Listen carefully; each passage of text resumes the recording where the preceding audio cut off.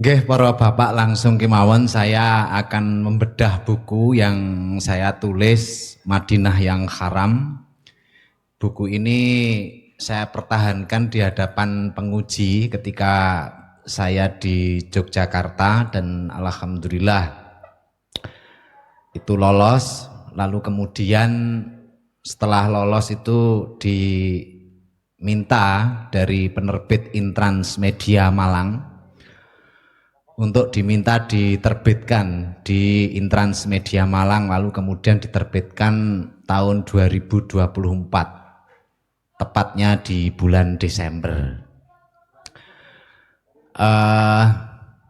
Ada hal yang menurut saya waktu menulis buku ini sesuatu yang sangat menarik. Yang sangat menarik yaitu ketika saya kebetulan itu membaca Piagam Madinah. Piagam Madinah itu dalam istilah kitab biasanya disebut dengan Sohifah Yasrib. Itu ada dalam beberapa kitab itu. Di Ibnu Hisam ada, lalu kemudian di Ibnu Katsir juga ada. Di Ibnu Katsir itu di jilid yang ketiga. Ibnu Hisam, Sirah Nabawiyah itu di jilid yang kedua. Ada satu klausa itu pasal di dalam Piagam Madinah itu. Klausa itu berbunyi, wa inna yasriba haramun jaufuha li ahli hadhis sohifah. Itu klausa yang ada di dalam Sohifah Yasrib atau Piagam Madinah. Yang menarik bagi saya itu ada kosakata haramun di dalam wa inna yasriba haramun. Yasrib itu nama sebelum Madinah, itu namanya Yasrib. Itu ada kosakata haramun. Nah, saya melihat kapan ini ditetapkan Piagam Madinah ini, tentu yang menetapkan adalah Nabi Muhammad, karena yang membuat Piagam Madinah ini adalah Nabi Muhammad beserta orang-orang yang ada di Madinah, beberapa suku yang ada di sana. Saya menelisik beberapa referensi, ternyata buku Piagam Madinah ini ditetapkan kurang lebih tahun 622 Masehi, yaitu Nabi Muhammad setelah hijrah di Madinah kurang lebih 1 tahun berada di Madinah. Itu membuat Piagam Madinah beserta para suku-suku di sana, lalu kemudian ada pasal itu, pasal yang berbunyi wa inna yasriba haramun jaufuha ila akhirih. Mengapa saya kok tertarik dengan istilah haramun itu, Yasrib yang haram itu? Karena haram di masa itu ternyata tidak hanya satu lokasi, tapi ada banyak lokasi yang ditetapkan sebagai lokasi haram. Yang pertama yang biasa kita kenal itu adalah Mekah Al-Mukarramah. Itu ada masjid di sana yang disebut dengan Ka'bah itu disebut dengan Masjidil Haram. Itu juga lokasi haram. Lalu kemudian ada di sebelah selatan tapi agak nyerong, itu berarti apa iku, tenggara apa piye ngono istilahnya ngoten. Selatan tapi nyerong ke kiri. Oke, tenggara. Itu ada wilayah namanya Yamamah. Kalau jenengan pernah mendengar ada istilah nabi palsu yang disebut dengan Musailamah Al-Kadzab. Ada lagi Tulaihah Al-Ansi, ada lagi Aswad Al-Angsi. Itu 3 nabi palsu yang pernah melakukan pemberontakan di Madinah. Itu asalnya Yamamah. Nah, di Yamamah itu ternyata di wilayah Yamamah itu juga ada lokasi yang diharamkan, namanya Khautoh. Ha wawu tok tak marbutoh. Gitu. Istilahnya Paman Lutfi ini kalau dengar tak marbutoh niku seneng, Pak. Tak marbutoh gitu. Khawtoh itu. Nah, khawtoh itu di Yamamah ini begitu. Bedanya dengan di Mekah, kalau di Mekah itu yang disakralkan itu adalah masjid. Tapi kalau di Yamamah ini yang disakralkan itu keturunan. Nah, ini keturunan nih di Yamamah ini. Nah, orang-orang yang disakralkan di tanah Khawtoh itu digelari namanya Sayyid. Jadi Sayyid itu gelar pra-Islam. Sebelum Islam datang itu Sayyid sudah ada. Itu di wilayah Yamamah. Jenengan pun suudon ten gene Musailamah lho Pak, niku Sayyid. Ngoten. Sik nyun sewu. Rodok keju. Dalam keturunane sinten ya? Duko.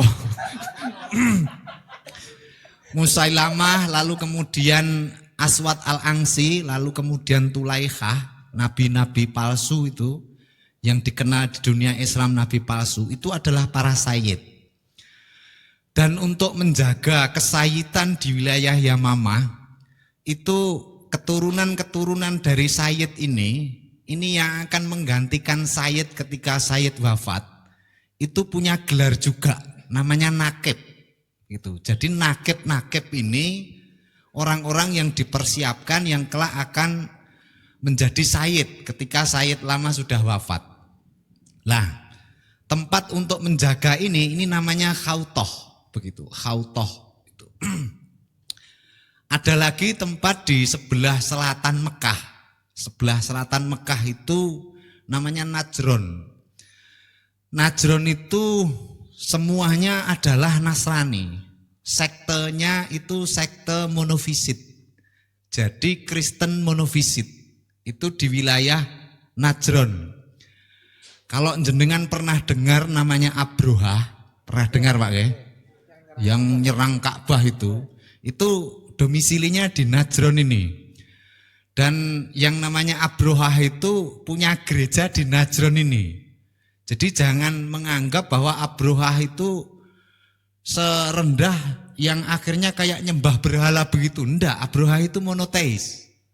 Artinya dia penganut sekte Kristen monofisit. Itu si Abroha itu. Lah kok nyerang Ka'bah Pak? Kok dianu karo burung ababil Pak? Begitu. Nah itu nanti. Alam taro. Bi ashabil fil ababil, jadi kayak burung katanya pegang batu terus dikerutuki batune enek jenenge kan ngoten. Terus plek saloke ten Abroha begitu. Itu dalam narasi sirah dikatakan begitu. Tapi sebetulnya kalau dilihat dari biografi dari Abroha itu sebetulnya dia penganut Kristen namanya Kristen monofisit. Kristen monofisit itu Kristen yang meyakini Isa itu Rasul, bukan Tuhan. Meh padha nggih kalian jenengan? Padha menapa mboten? Nggih padha Abroha maksudnya. Nah itu Abroha itu di Najron itu ada sebuah gereja. Lah gereja itu juga diharamkan. Lah gereja di Najron ini keharamannya hampir mirip dengan Ka'bah. Jadi Ka'bah itu diharamkan karena masjid, sementara di Najron itu diharamkan itu karena gereja itu. Nah, ini 3 lokasi ini. Jadi ada gereja, di Yamamah itu ada Khawtoh yang bentuknya adalah sayyid itu. Di Mekah itu ada Ka'bah, Baitullah itu, Masjidil Haram. Lalu kemudian ada lagi di wilayah Syam. Di wilayah Syam itu nanti kelak ketika zaman pemerintahannya Abdul Malik bin Marwan, itu dia juga punya lokasi yang diharamkan. Namanya Haramus Syarif. Haramus Syarif itu situs masjid yang dipercaya, di mana di situ Nabi Muhammad itu melakukan Isra Mi'raj. Itu Haramus Syarif itu dibangun oleh Abdul Malik bin Marwan. Ada lagi Pak, itu di wilayah Bizantin. Bizantin itu kalau jenengan pernah mendengar Kaisar Heraklius, pernah nggih? Hirakel itu loh. Biasanya di tafsir Jalalain itu. Jadi Kaisar Heraklius itu perang melawan Persia tahun 628. Setelah menang, bukti kemenangan itu dirayakan dengan membangun gereja. Gerejanya disebut dengan rodok bahasa Inggris nih Pak. Kula lek muni mungkin ya rodok kleru. Church of Sepulchre. Bener ora iki? Niki paman sing biasane ngritiki pronon kula, Pak. Church of Sepulchre, lah begitu. Gereja tempat penyalipan Yesus. Lah itu dibangun di Yerusalem, Nah, itu juga diharamkan. Nah, yang menarik bagi saya adalah semua yang diharamkan di wilayah itu, Yerusalem, Syam, Yamamah, Najron, sama kemudian Mekah, ini semuanya ada situsnya. Mekah situsnya Ka'bah, Najron situsnya gereja, Khautoh, Yamamah situsnya orang, yaitu Sayyid. Itu Sayyid yang dihormati. Lalu kemudian Syam itu situsnya adalah masjid, namanya Haramus Syarif. Lalu kemudian di Yerusalem gerejanya Herakel itu juga punya situs, yaitu gereja itu. Semuanya diharamkan, tapi Yasrib tidak. Ketika Nabi Muhammad menetapkan wa inna Yasriba haramun jaufuha li ahli hadhihi sokhifah, waktu itu yang diharamkan oleh Nabi Muhammad adalah Yasrib dan tidak berbasis situs. Paham ya? Mengikuti nama dereng? Dereng, nonton begitu. Jadi yang dibangun ketika Nabi Muhammad datang ke Madinah itu, jenengan pun bayangnya terus bangun masjid, ngoten mboten, ngoten lho. Sing dipikir dhisik, ngoten. Sing dipikir dhisik pada waktu itu, wong muhajirin itu kan hijrah dari Mekah ke Madinah. Itu jumlah menurut Ibnu Katsir itu sekitar 80 orang. Dilihat dari nama-nama yang disebut. Paham ya? 80 orang sekitar itu. 75 satu riwayat yang lain menyatakan 80. Wes pokoknya sekitar nikulah 75 sampai 80. Belum lagi yang nyusul hijrah dari Habsyi ke Yasrib, itu kurang lebih jumlahnya itu sekitar 75 orang juga.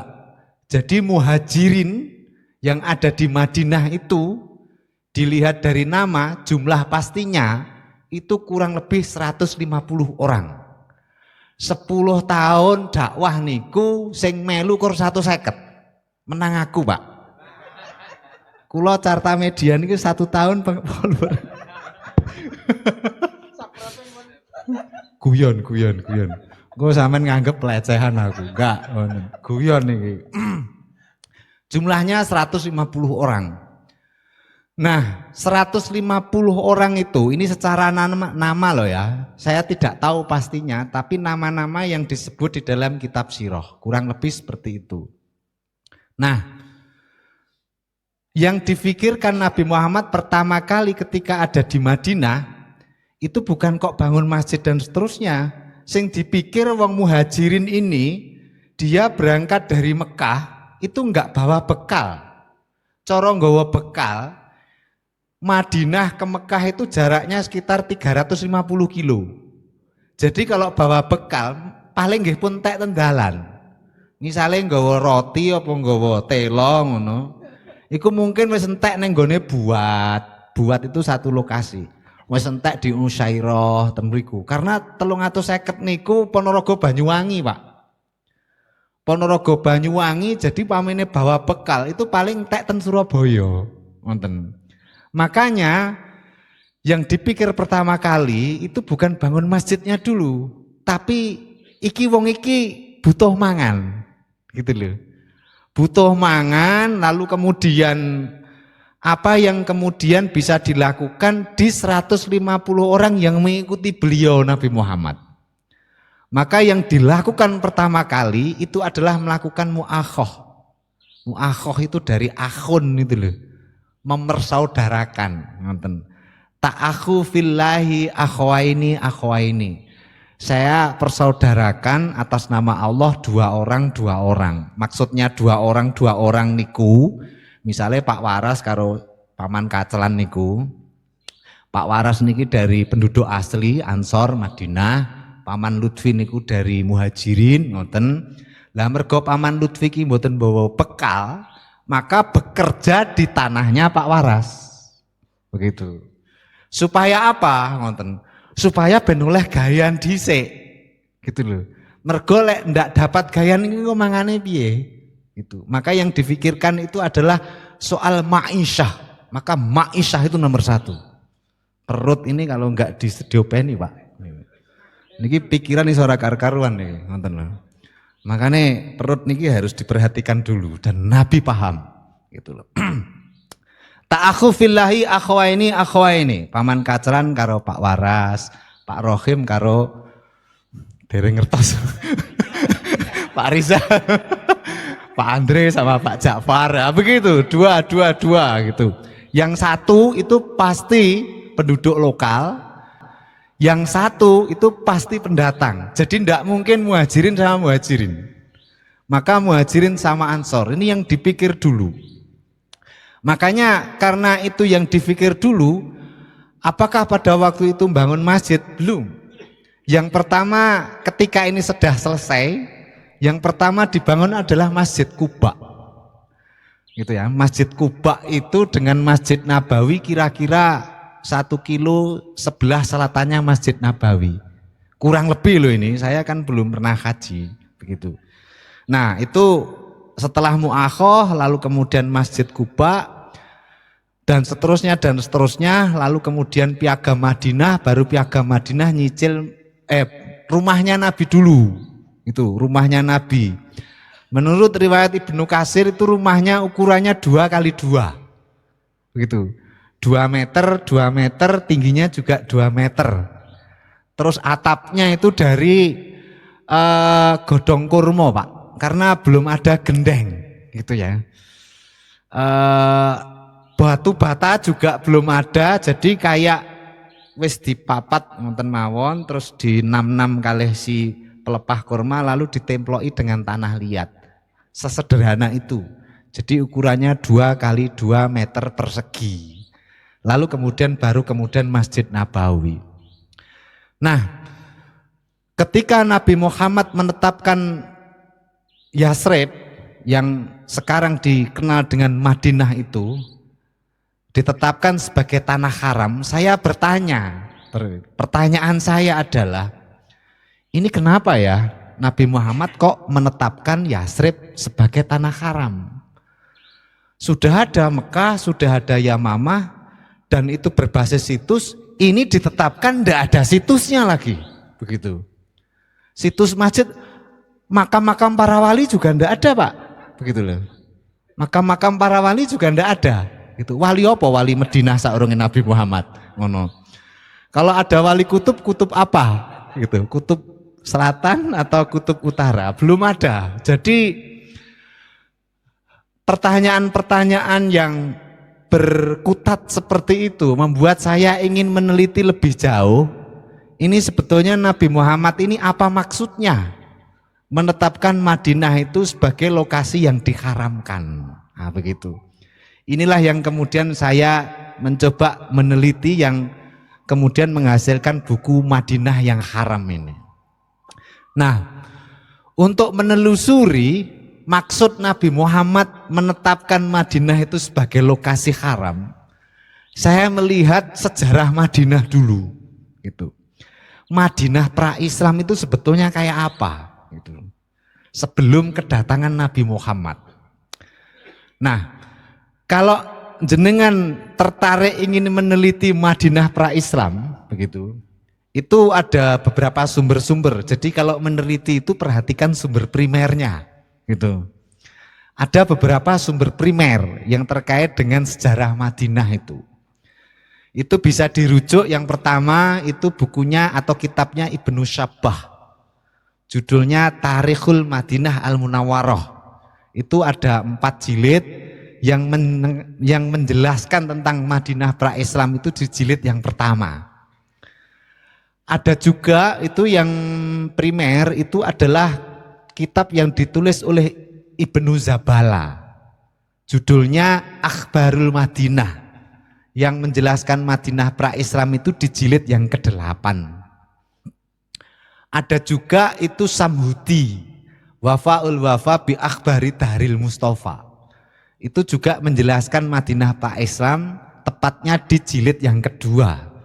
Di buku-buku itulah saya mencoba melihat Madinah pra-Islam ini seperti apa, begitu.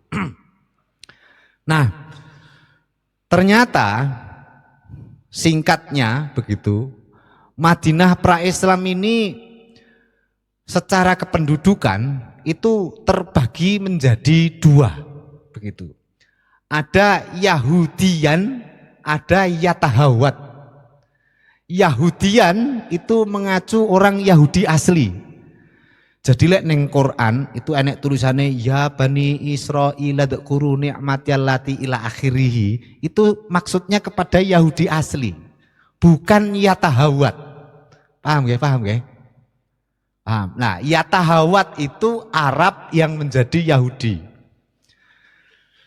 Nah, Yahudi jadi-jadian, bukan keturunan, Pak. Tapi Arab yang di Madinah itu hasil migrasi dari Mekah, dari Arab Selatan. Tepatnya suku Kohton, Yaman. Nah, di Yaman ini Yaman ini jenengan wis mulai rodok kelingan nopo ngoten wis jenengan kelingan sik lah ngoten. Nah, pemanasan. Wonten kok hawane kaya arep ngenyek sapa Pak ya. Ya engko lek pengen ngenyek tak bablas nih. Wonten lah. Itu di Yaman, saya tidak tahu tahunnya kapan. Itu pernah terjadi banjir yang namanya banjir Arim. Jadi bendungan di wilayah Yaman itu jebol, lalu banyak orang yang migrasi. Migrasi itu pindah tempat. Ada yang pindah ke Madinah, ada yang pindah ke Mekah. Yang pindah ke Mekah itu salah satunya adalah Amru bin Lu'ai. Amru bin Lu'ai ini adalah orang yang pertama kali memperkenalkan ibadah berhala di Mekah. Nah, itu Amru bin Lu'ai, itu suku Kohton, bukan suku Jurhum. Kalau Jurhum itu keturunan Ismail. Kalau Kohton itu Arab Selatan, ngoten. Yaman, ngoten. Dadi aku lek ndelok Habib nu kelingan berhala, ngoten, Pak. Sik saurunge tak terusne ki nek sing tersinggung ora, Pak? Mboten nggih. Engko kadung muni jangkrik muni apa iki? Kene iki mukhibin kok sanene ngono, ngoten lho. Nah, ini ada yang migrasi ke Mekah, itu suku Kohton, salah satunya yang paling terkenal itu Amru bin Lu'ai. Itu orang yang memperkenalkan ibadah berhala di Mekah. Ada juga yang migrasi ke Mekah, ke Madinah, ke Yasrib. Itu juga suku Kohton pula.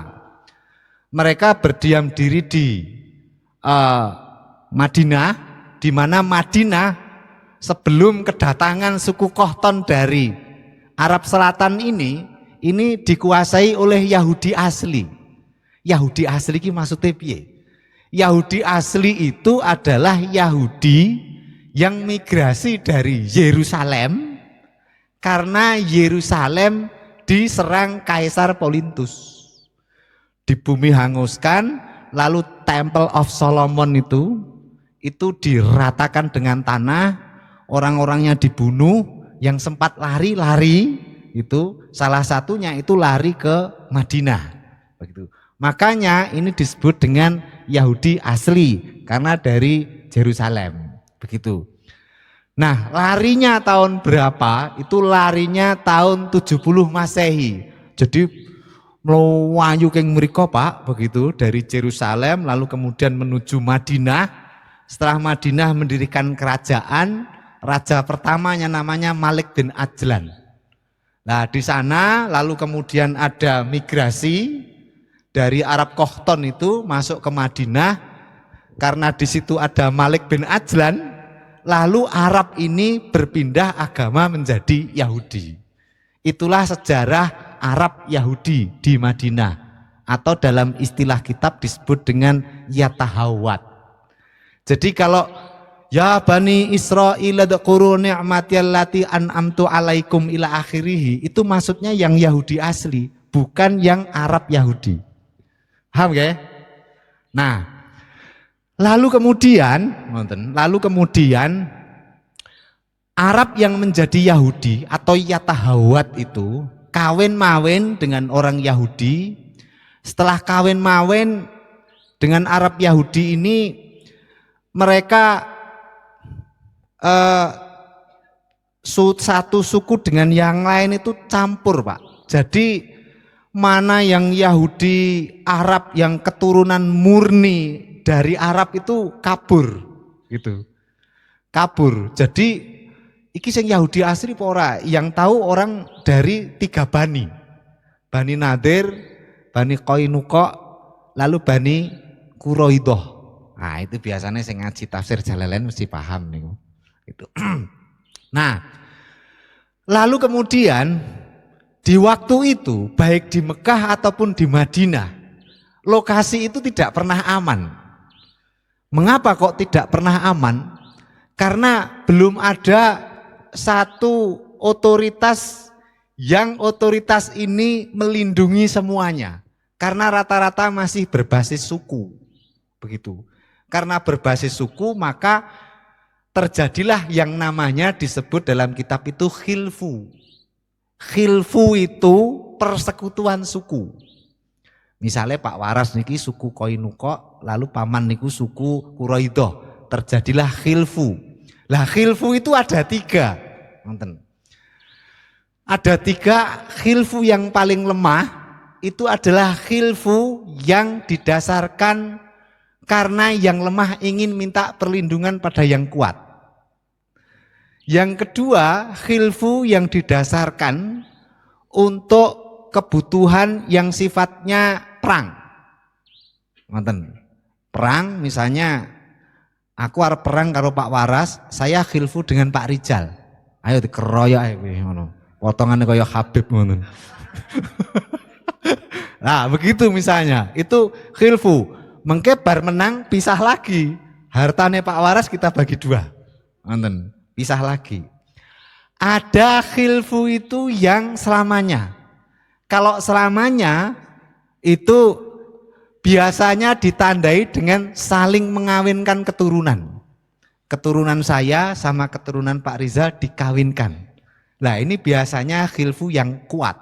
Nah, begitu. Itu khilfu besanan. Nah, campurlah antara Yatahawat dan Yahudi ini di Madinah. Begitu.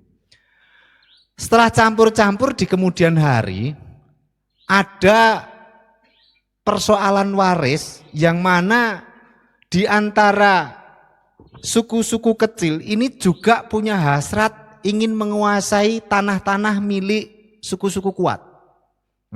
Dengan cara khilfu sementara. Ayo tanahnya Pak Waras direbut. Nah begitu, direbutlah lalu kemudian. Nah itulah yang terjadi di Madinah pra-Islam. Gitu loh. Jadi konflik di Madinah pra-Islam sebelum kemunculan Nabi Muhammad di sana itu banyak sekali perang suku. Begitu. Paminin jenengan bayang Indonesia nu mungkin koyo apa Pak ya? Zaman Mojopahit mungkin paregrek ya. Atau wis koyo anu ngoten niku lah Israel. Wis perang ya bendina ngoten. Ah begitu. Nah ini banyak perang di Madinah. Lah karena banyak perang di Madinah, maka ciri kehidupan di Madinah itu, orang-orang penduduk aslinya itu punya namanya atom. Alif, to, alif, mem. Atom. Atom itu maknanya benteng atau khusun gitu. Punya khusun, punya atom. Atom itu benteng-benteng. Benteng itu luas, Pak. Jadi pertanian ada di situ, sumur ada di situ, rumah penduduk ada di situ, yang itu adalah satu persekutuan. Nah, nanti apabila ingin nyerang sana lagi, keluar benteng, nyerang, lalu kemudian diambil bentengnya, dimbakne, dan seterusnya. Lalu kemudian itu terjadi bertahun-tahun. Terjadi bertahun-tahun. Ada kitab yang menjelaskan ini, namanya kitabnya itu ditulis oleh Jawad Ali. Judulnya Al-Mufassal fi Tarikhil Arab Qoblal Islam. Sejarah detail tentang Arab sebelum Islam. Itu di jilid yang kelima. Di jilid yang kelima ini, itu perang yang terjadi di Madinah itu ada kurang lebih, kalau nggak saya salah ingat, ada sekitar 10 sampai 15 kali. Perang yang pertama itu perang Sumer, perang Fijar, perang Mazin, perang Senes Fijar di Mekah loh ya. Karena di Mekah juga ada perang Fijar. Ya, tapi ini Fijar di Madinah. Perang terus akhirnya di tahun terakhir perang itu tahun 618 Masehi. Tahun 618 Masehi. Nabi hijrah tahun 621. Jadi 3 tahun sebelum Nabi hijrah. Itu kesel. Soalnya perang itu ya butuh amunisi. Lalu kemudian suwi-suwi perang terus, amunisi ya habis. Capeklah mereka. Gitu. Capek mereka ini, lalu kemudian mereka mencari juru damai. Atau istilahnya hakam, mencari juru damai. Di Madinah kok dengar di Mekah itu ada juru damai, gitu loh, yang namanya Nabi.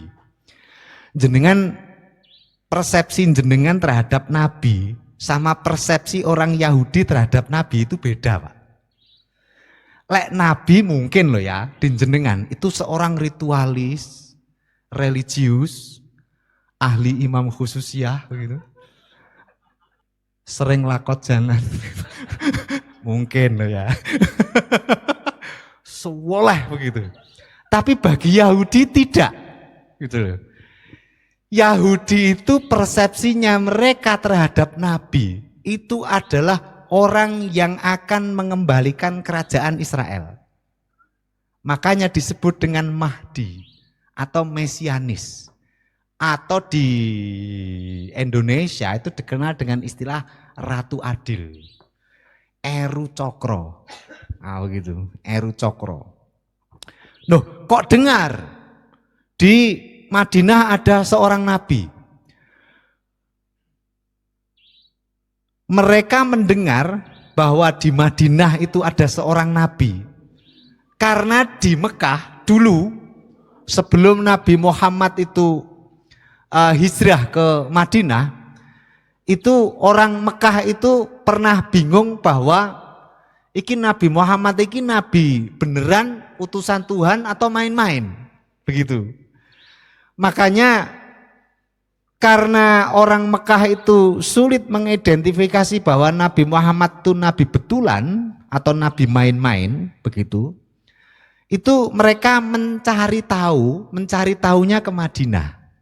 Kenapa mencari tahunya ke Madinah? Karena di Madinah orang Yahudi dan nabi-nabi sebelum Nabi Muhammad itu semuanya Yahudi. Makanya mencari tahunya ke Madinah. Begitu. Cari tahu di Madinah, lalu orang Madinah waktu itu coba lontarkan 3 pertanyaan. Kalau 3 pertanyaan ini dia tahu, berarti dia nabi betulan. Pertama, apa itu ruh? Yang kedua, siapa Zulkarnain? Yang ketiga, aku lupa Pak. Tiga. Yang itu lalu kemudian mendasari atau asbabun nuzul dari surat Al-Kahfi. Nah, dari situlah orang Madinah tahu bahwa di Mekah itu ada Nabi. Kesanalah orang Madinah itu untuk mencari juru damai dari perang yang terus-terusan itu. Kebutuhan untuk mencari juru damai itu misalnya begini Pak. Niki misalnya lemai Pak Waras lan sukune di sini ini. Lalu kemudian di Ratan itu, di jalan raya itu sudah suku yang lain. Keluar dari tanah ini, masuk tanahnya orang lain, itu ditawan. Dan harus memberi tebusan. Itu. Dadine kur meneng ngoten begegek ngoten. Jenengan bayangne urip seperti itu enak apa ndak? Begitu loh. Pasti ndak enak kan? Karena ndak enak mereka putus asa akhirnya memberanikan diri dengan diam-diam mencari juru damai yang itu ada di Mekah Al-Mukarramah. Singkat cerita ketemulah Nabi Muhammad di sana. Dibaturi oleh oleh Abbas pamannya Nabi Muhammad sama Abu Bakar, lalu kemudian terjadilah yang namanya bai'ah yang kedua yang dikenal Bai'atul Harb atau bai'ah perang itu. Pertanyaannya, kenapa Nabi Muhammad kok mau? Wong itu daerah konflik. Gitu. Kenapa kok mau? Kan enak-enakan aja nih Mekah daripada ngurusi wong tukaran. Pertanyaannya kenapa Nabi Muhammad kok mau? Karena Nabi Muhammad di Mekah posisinya juga tidak aman. Gitu loh.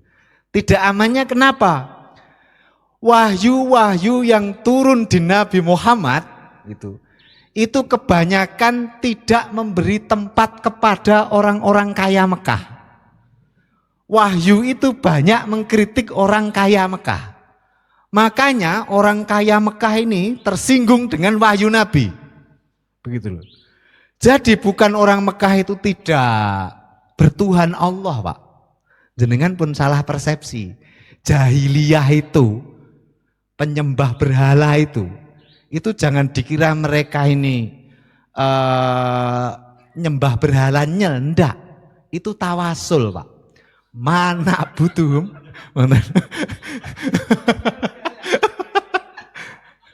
Karena apa? Karena orang Arab juga, orang Mekah juga enggak mau dituduh menyembah berhala, enggak mau. Mana butuhum illa liyuqarribuna ilallahi zulfa. Aku gak nyembah kuwi lho. Ngono. Aku gak nyembah karo berhala gak nyembah. Illa liyuqarribuna. Kejaba supaya marekake sapa alihah itu berharga. Ilallah maring Allah. Lah kan tawasul loh.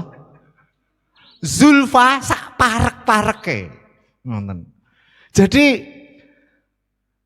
rasanya orang Arab dituduh menyembah berhala dan musyrik itu saking nggak maunya, seperti nggak maunya orang NU ke ziarah makam dituduh bid'ah. Paham ya? Jenengan misalnya Muhammadiyah nguatek nih, ini ahli mubtadi'ah ini. Kira-kira sampean ngangkat perkul para? Mantemi mesti, kan begitu. Nah, orang Mekah itu ketika melihat Nabi Muhammad dia dituduh musyrik itu juga tidak terima. Wala in sa'altahum man khalaqas samawati wal ard la yaqulanallah. Seandainya kau Nabi Muhammad bertanya kepada mereka, man khalaqas samawati wal ard, siapa yang menciptakan langit dan bumi? La yaqulanallah, mereka menjawab Allah. Artinya Anda jangan mengira Abu Jahal itu tidak kenal Allah ya. Sangat kenal, begitu loh. Bahkan nama Abdullah itu juga sudah lazim dipakai pada waktu itu. Artinya Nabi Muhammad di Mekah itu jika saya enek panganan mandek sih Pak. Soalnya weteng kan pertama wow.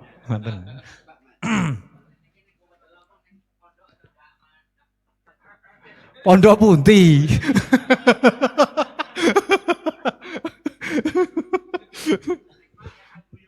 Oh, Pak. Rodok jaim kula. Nah, tekan ndi mau. Nah, dia ndak mau dituduh sebagai musyrik itu. Nuduh orang musyrik itu tuduhan sepihak. Tuduhan sepihak dari pihak Nabi Muhammad. Sementara orang Mekah itu, mana butuhum. Kami tidak menyembah berhala-berhala itu. Wala in sa'atahum man khalaqas samawati wal ard la yaqulanallah. Ketika ditanya siapa yang menciptakan langit dan bumi, mereka menjawab Allah. Begitu loh. Jadi Abu Jahal, Abu Lahab, Abu ini kenal Pak Allah itu. Jenengan pun bayangnya jahiliyah itu orang tidak kenal Allah. Itu salah persepsi. Karena Al-Quran menyatakan mereka seperti itu. Kemudian ada juga kitab yang ditulis oleh Al-Azraqi. Al-Azraqi itu punya kitab namanya Akhbarul Makkah. Itu. Orang Arab itu klaim religiusnya, klaim merasa beragamanya itu kuat. Saking kuatnya mereka itu sampai punya semboyan bersama. Jadi yang bersemboyan itu tidak hanya Abu Jahal, Abu Lahab, hampir seluruh orang Mekah. Semboyannya nahnu ahlullah fi hadzal balad.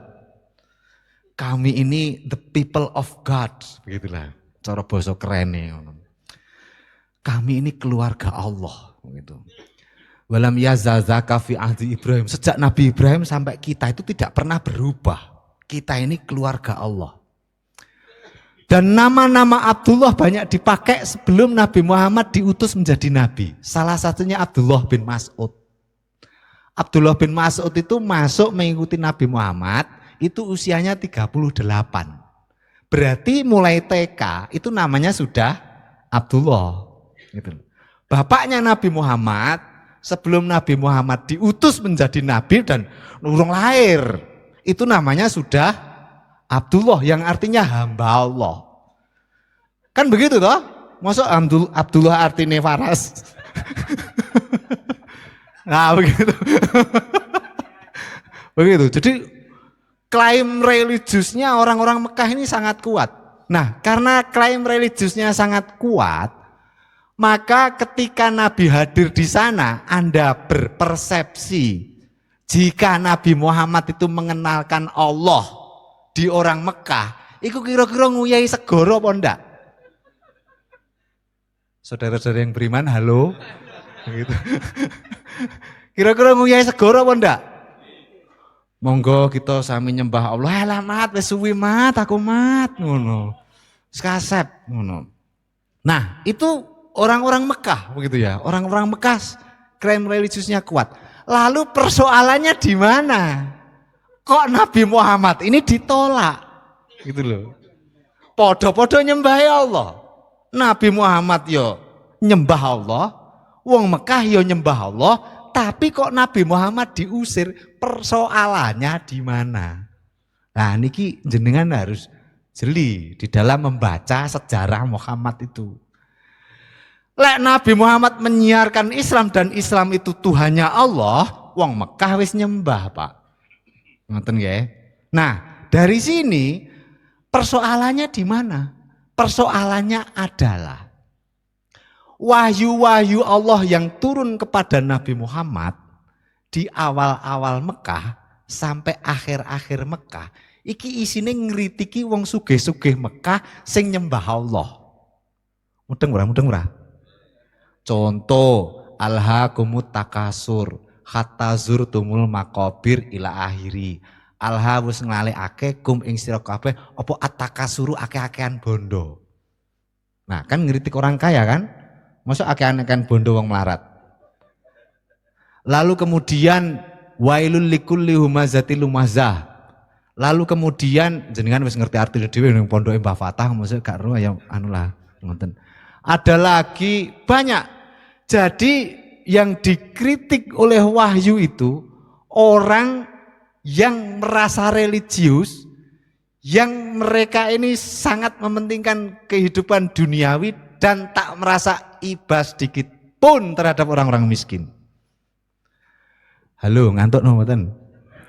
Anu diombe. Lek dereng bagian kopi, ambillah kopi goib.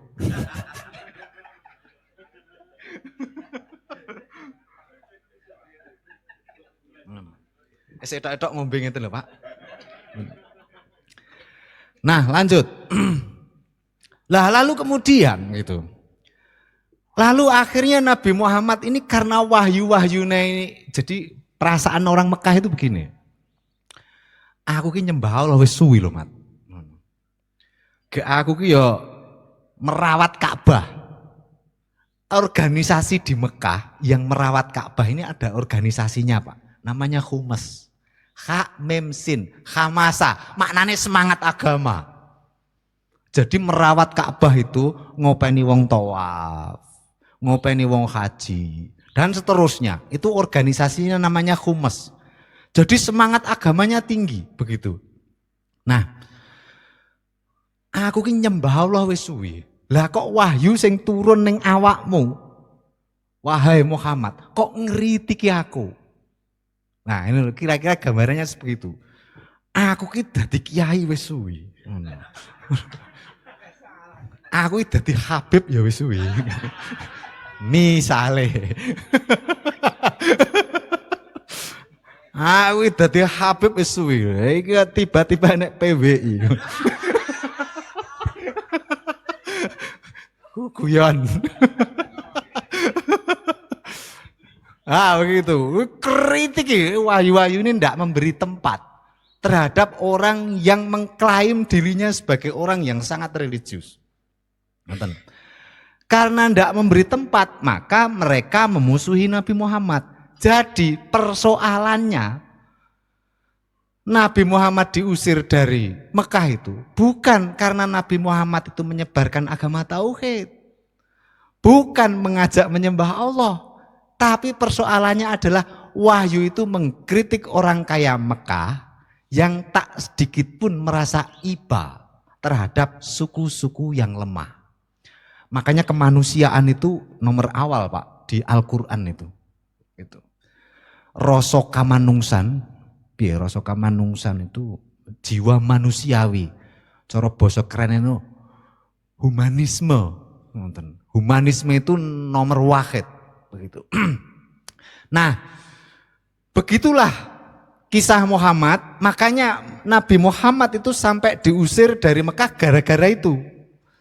Nah, diusir dari Mekah, lalu kemudian ketemu tadi, lanjutan tadi orang Madinah yang mereka itu ingin mencari juru damai. Ini ketemunya di sini ini. Nabi Muhammad itu diusir dari Mekah gara-gara wahyunya tidak mendukung terhadap rasa keberagaman orang-orang kaya yang pelit gitu. Wa yuhibbunal mala hubban jama. Jan ceneng bondo ki jan sampai teko tintil ngono kira-kira. Begitu. Hubban jama begitu. Wa amam bakhila wastaghna, pelit melekit cara wong Jawa nglinteng tai, Pak. Ngoten. Nglinteng tai ngoten. Wa amam bakhila wastaghna, pelit wastaghna dan tidak merasa butuh terhadap orang. Nah, inilah persoalan utama di Mekah itu. Nah, Nabi Muhammad mengkritik itu, akhirnya Nabi Muhammad diusir dari Mekah lalu bertemu dengan kelompok yang ingin mencari juru damai itu, terjadilah bai'ah, yaitu bai'ah Aqobah yang kedua yang dikenal dengan Bai'atul Harb, bai'at perang begitu. Wong Madinah ya perang, Nabi Muhammad ya diusir, ketemu klop. Nah, dari sini bisa kita pahami. Banyak orang menyatakan bahwa Nabi Muhammad menyebarkan Islam di Mekah gagal lalu menyebarkan Islam di Madinah. Pertanyaannya match enggak dengan ini? Podo-podo golek slamete, Pak. Gitu loh. Mergo ning kono diusir, Madinah ya perang, terjadilah kesepakatan damai untuk saling melindungi di antara mereka itu. Jumlah yang datang dalam Bai'atul Aqobah yang kedua itu 75 orang, 73 laki-laki, 2 perempuan. Pun akhirnya hijrah ke Madinah, terus Mu'akhoh, Masjid Quba, Nabawi, Piagam Madinah di Piagam Madinah, lalu kemudian muncul wa inna yasriba haramun jaufuha li ahli hadhis sohifah. Yasrib adalah tanah haram, berikut juga lembahnya bagi orang yang menandatangani Piagam Madinah ini. Proklamasi dalam tempo yang sesingkat-singkatnya. Ngoten, Pak. Sepakati del, ngoten nggih. Nah, setelah disepakati begitu, pertanyaannya adalah haram dalam makna itu apa? Tadi pertanyaan Pak Rizal, maknanya suci. Lek babi haram itu berarti babi suci. Gitu. Nah, benjing kalau tes nih, ayo maam daging babi ya, suci ya. Ah begitu. Nah, apa maknanya haram ini? Begitu. Maknanya haram itu. Singkat cerita itu saya tulis di beberapa sumber Al-Quran, sumber hadis dan seterusnya, dicek sendiri. Tidak mungkin saya baca satu-satu itu karena akan terlalu detail. Ini dibaca saja masing-masing atau beli buku Madinah yang haram. Beli Pak nggih masuk gratis. Nah, apa makna dari haram ini? Dari makna haram ini menurut saya itu adalah maknanya terlindungi. Gitu loh. Sesuatu yang diharamkan itu terlindungi. Lek babi haram, babi itu terlindungi untuk dimakan. Jadi ini aja tok pangan. Mekah itu haram, Madinah itu haram. Madinah ini maksudnya adalah tanah yang dilindungi. Begitu. Berikut juga lembahnya. Lah, karena Madinah ini terlindungi, begitu, terlindungi. Pertanyaannya, melindungi kan harus ada yang namanya koordinator pelindung. Karena orang itu tanpa pemimpin itu pasti tidak akan jalan. Maka harus ada pemimpin yang menjadi pelindung dari tanah haram Madinah ini. Nah, pemimpin ini siapa? Itu juga ditetapkan di dalam Piagam Madinah. Itu ada klausa. Klausa niku pasal yang berbunyi wa imma mimmakhtalaftum fihi fa inna maradahu ilallahi wa Muhammad. Seandainya para hadirin hadirat Madinah ini berselisih, itu fa inna maradahu ilallah wa Muhammad, maka tempat kembalinya itu kepada Allah dan kepada Nabi Muhammad. Marot yang menunjuk kepada Nabi Muhammad ini menunjukkan bahwa Nabi Muhammad adalah pelindung tanah haram. Paham nggih? Diikuti nggih? Niki kalih ngerokok angsal, Pak. Angsal nggih. Los. Soalnya jenengan basbus kula kan kecut ya. Enak ya ngono.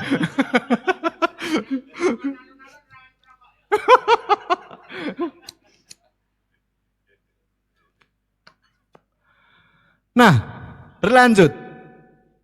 Lalu ketika Madinah ini ditetapkan sebagai tanah haram dan Nabi Muhammad itu sebagai pemimpin utamanya, begitu. Pemimpin utamanya. Ini bukan kok lalu kemudian ditetapkan lalu kemudian terus aklamasi begitu, ndak, Pak. Setuju. Niku rapat kelurahan jenenge, Pak. Nonton lho. Enak sing gemremeng nonton. Duduk pribumi kok netapne pemimpin iki piye ngono. Kudune kan yo kene no zuriyah Nabi kene. Nonton lho. Opo menungso pendatang karo pemimpin ngono. Gak masuk. Ndang tau usul to, gak.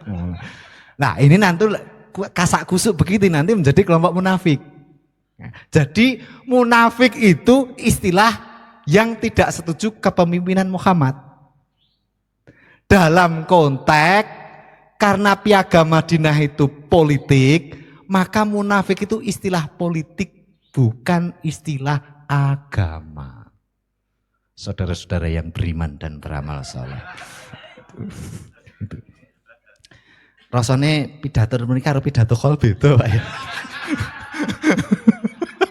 Lek pidato khol rada jaim aku, Pak. Assalamualaikum. macak kiai. Lanjut. Ngoten. Ada yang menolak secara terbuka. Ngoten. Alah mat gak setuju aku mat, kowe wis potonganmu iki pendatang neng kene, gamblok tahu ya. Tadi loh yang bekerja di tanah itu loh, ngono. Bondo ora ngono. Nabi dinyeki ngoten niku biasa, Pak. Dadi nek sing ngaku Habib sampe nyek ngono jajal. Ngono. Beb jangkrik awakmu lho Beb ngono. Misale. Nah, orang yang menolak terbuka, ndak mau dan memusuhi, berlawanan dengan Muhammad, itu juga ada. Nah, orang yang menolak secara terbuka, ini namanya kafir.